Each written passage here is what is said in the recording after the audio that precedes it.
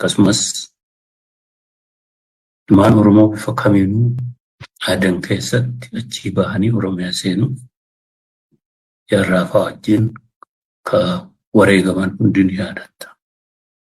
Adda bilisummaa Oromoo immoo lafuma ka'uu jaarmicha tolchuu keessatti namoota hedduu dhabeera.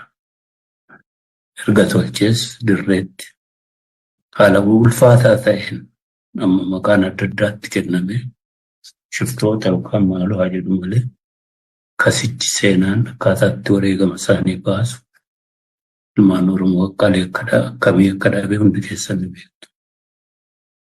Mana hidhaa keessaa baafamanii ajjeefaman akka Maammoo Mazammir, akka Haayilemaaram Gammadaa, akka Jeneraal Taaddasaa Birruu, akka Muhee Abdoofaa ilmaan Oromoo waggaa dheeraa hidhamanii mana hidhaatii baafamanii gara jabinaan ajjeefaman. Isaan kana hunda keessa darbineeti.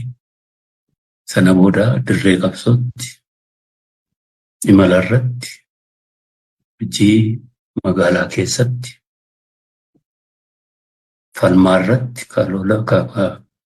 wareegaman har'as wareegamaa kan jiran hundi keessan ni yaadattu. Akkasuma ta'ee